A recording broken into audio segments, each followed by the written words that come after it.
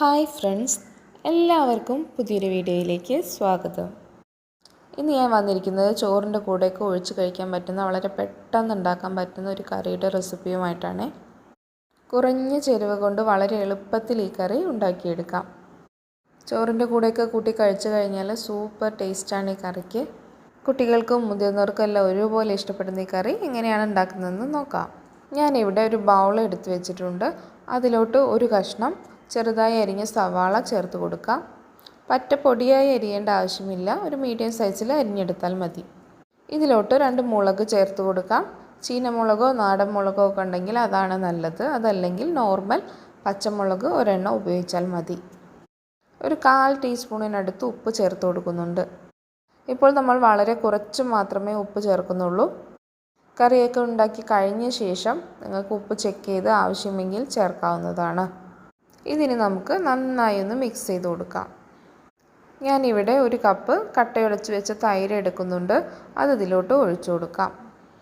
മിക്സിയുടെ ജാറിലിട്ട ശേഷം ഒന്ന് വിപ്പ് ചെയ്തെടുത്താൽ മതി, നന്നായി അരയേണ്ടതില്ല. വീഡിയോ കണ്ടുകൊണ്ടിരിക്കുന്നവർ ചാനൽ സബ്സ്ക്രൈബ് ചെയ്യാത്തവരുണ്ടെങ്കിൽ സബ്സ്ക്രൈബ് ചെയ്യാൻ മറക്കല്ലേ. കൂടാതെ ബെൽ ബട്ടൺ എനേബിൾ ചെയ്ത് അതിലെ ഓൾ എന്ന ഓപ്ഷൻ സെലക്ട് ചെയ്താൽ ഞാനിടുന്ന എല്ലാ വീഡിയോയുടെയും നോട്ടിഫിക്കേഷൻ നിങ്ങൾക്ക് ലഭിക്കുന്നതായിരിക്കും. ഞാനിവിടെ ഒരു 5 പപ്പടം എടുത്തിട്ടുണ്ട്. നമുക്കിതൊന്ന് കട്ട് ചെയ്തെടുക്കാം. ചെറുതായി ചതുര കഷ്ണത്തിൽ വേണം കട്ട് ചെയ്തെടുക്കാൻ. കത്രിക ഉപയോഗിച്ച് കട്ട് ചെയ്താൽ വളരെ ഈസി ആയിരിക്കും. ആദ്യം ഇങ്ങനെ നീളത്തിൽ മുറിച്ചിട്ട ശേഷം പിന്നീട് ചെറുതാക്കി മുറിച്ചെടുത്താൽ മതിയാകും. ഞാനിവിടെ കുറച്ച് കറി മാത്രമേ ഉണ്ടാക്കുന്നുള്ളൂ. നിങ്ങൾക്ക് വേണമെങ്കിൽ കൂടുതൽ അളവിൽ എടുക്കാവുന്നതാണ്. അപ്പോൾ സവാളയുടെയും തൈരിൻ്റെയും പപ്പടത്തിൻ്റെയും ഒക്കെ അളവ് അതിനനുസരിച്ച് കൂട്ടാം. വീട്ടിൽ കറി വയ്ക്കാൻ ഒന്നും ഇല്ലാതിരിക്കുമ്പോഴും പെട്ടെന്നൊരു കറി ഉണ്ടാക്കിയെടുക്കാൻ സമയമില്ലാത്തപ്പോഴും എല്ലാം നമുക്ക് ഈ കറി റെഡിയാക്കാം.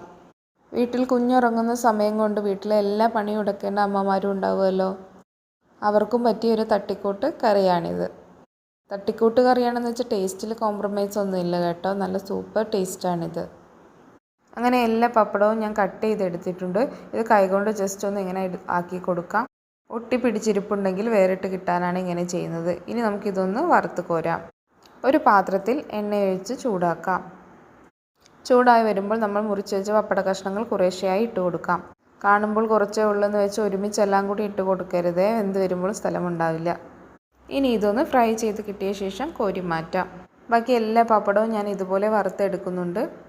പപ്പടം ഫ്രൈ ചെയ്തെടുത്ത ശേഷം നമുക്കിതൊരു സൈഡിലോട്ട് മാറ്റി വയ്ക്കാം. ഇനി ഒരു പാനിൽ എണ്ണ ചൂടാക്കാം. നമ്മൾ പപ്പടം വറുക്കാനായി എടുത്ത എണ്ണയിൽ നിന്ന് കുറച്ചെടുത്താലും മതി. പപ്പടം ഫ്രൈ ചെയ്യാൻ പാം ഓയിലൊന്നും ഉപയോഗിക്കരുത്, വെളിച്ചെണ്ണയോ ഇല്ലെങ്കിൽ സൺഫ്ലവർ ഓയിലോ ഉപയോഗിക്കാം. എണ്ണയൊന്ന് ചൂടായി വരുമ്പോൾ ഒരു 8-10 ചെറിയ ഉള്ളി ചെറുതായിട്ട് അരിഞ്ഞത് ചേർത്ത് കൊടുക്കാം. ചെറിയ ഉള്ളിയൊക്കെ ചേർക്കുമ്പോൾ ഒരു പ്രത്യേക ടേസ്റ്റാണ് ഇതിന്. ചെറിയ ഉള്ളി ഉണ്ടെങ്കിൽ അത് തന്നെ ചേർക്കണേ. ഇനി ബാച്ചിലേഴ്സ് ചെറിയ ഉള്ളി ഇല്ലാത്തവരൊക്കെ ആണെങ്കിൽ സവാള വളരെ പൊടിയായിട്ട് അരിഞ്ഞതും ചേർക്കാം. എന്നാൽ ടേസ്റ്റ് ചെറിയ ഉള്ളി ചേർക്കുന്നത് തന്നെയാണ്. ബാച്ചിലേഴ്സിനൊക്കെ വളരെ പെട്ടെന്ന് തയ്യാറാക്കിയെടുക്കാൻ പറ്റുന്നൊരു കറിയാണിത്. ഉച്ചയ്ക്ക് ചോറുണ്ണാൻ വരുമ്പോൾ ആ സമയം തന്നെ തയ്യാറാക്കിയെടുക്കാം. ഈ ചെറിയ ഉള്ളി എണ്ണയിൽ കിടന്ന് നന്നായി ഒന്ന് മൂത്ത് വരണം. ഇപ്പോൾ നമ്മുടെ ചെറിയ ഉള്ളിയുടെ കളറൊക്കെ മാറി വന്നിട്ടുണ്ട്. ഈ സമയത്ത് നമുക്കിതിലോട്ട് ഒരു 5-6 വറ്റൽ മുളക് ഒന്ന് ക്രഷ് ചെയ്തെടുത്തത് ചേർക്കാം. ഇനി ഇതെല്ലാം കൂടി നന്നായി ഒന്ന് മൂപ്പിച്ചെടുക്കണം. ഒരുപാട് സമയമിട്ട് ഇളക്കേണ്ടതില്ല, ഏകദേശം ഒന്ന് മൂത്ത് വന്നാൽ മതി. കൂടുതൽ ഇളക്കി കഴിഞ്ഞാൽ നമ്മുടെ മുളകെല്ലാം കരിഞ്ഞു പോവും, ഇതിൻ്റെ ടേസ്റ്റ് മാറിപ്പോവും. ഇതിലോട്ട് വറുത്ത് വെച്ച പപ്പടം ഇട്ട് നന്നായി മിക്സ് ചെയ്ത് കൊടുക്കാം. ഈ സമയത്ത് നിങ്ങൾക്ക് വേണമെങ്കിൽ കറിവേപ്പിലയും ചേർക്കാം. ഞാൻ അവസാനമാണ് ചേർത്തിട്ടുള്ളത്. പപ്പടം ഒന്ന് ഉടഞ്ഞു പോവാതെ മിക്സ് ചെയ്തെടുക്കണേ. വളരെ പതിയെ മിക്സ് ചെയ്തെടുത്താൽ മതിയാകും. ഏകദേശം ഒരു 30 സെക്കൻഡ് മിക്സ് ചെയ്ത ശേഷം നമുക്ക് ഫ്ലെയിം ഓഫ് ചെയ്യാം. എന്നിട്ടൊരു 1 മിനിറ്റ് കൂടി നന്നായി ഒന്ന് ഇളക്കി കൊടുക്കാം. ഇപ്പോൾ ഞാനിത് നന്നായി മിക്സ് ചെയ്തെടുത്തിട്ടുണ്ട്. നമുക്കിനി നമ്മൾ തൈര് മിക്സ് ചെയ്ത് വെച്ചില്ലേ, അതിലോട്ട് ചേർത്ത് കൊടുക്കാം. നമ്മൾ വറുത്തെടുത്ത പപ്പടത്തിൻ്റെ ഒരു 1/4 ഭാഗമൊക്കെ ചേർത്ത് കൊടുത്താൽ മതിയാകും. പപ്പടം ഇതിലോട്ട് ചേർത്ത് കൊടുക്കുമ്പോൾ പപ്പടം ഈ തൈരിൽ ഒന്ന് കുതിർന്ന് കിട്ടും. അപ്പോൾ 1/4 ഭാഗം പപ്പടം ചേർത്ത് നമ്മൾ ഫുഡ് കഴിക്കുന്നതിന് തൊട്ട് മുമ്പേ ആയിട്ട് ബാക്കി 1/4 ഭാഗം കൂടി ചേർത്ത് കഴിഞ്ഞാൽ നമുക്കൊരു ക്രഞ്ചി എഫക്റ്റ് കൂടി കിട്ടുന്നതായിരിക്കും. അപ്പോൾ കറിക്ക് കുറച്ചുകൂടി ടേസ്റ്റാണ്.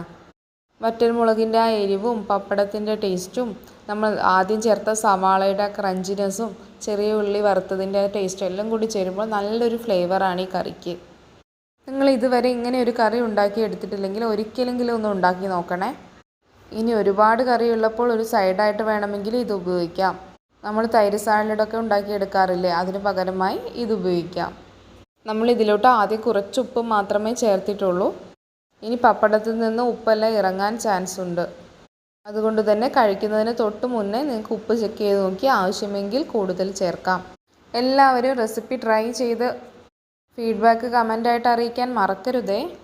കൂടാതെ റെസിപ്പി ഇഷ്ടപ്പെട്ടാൽ ഫ്രണ്ട്സിനും റിലേറ്റീവ്സിനൊക്കെ ഷെയർ ചെയ്ത് കൊടുക്കൂ.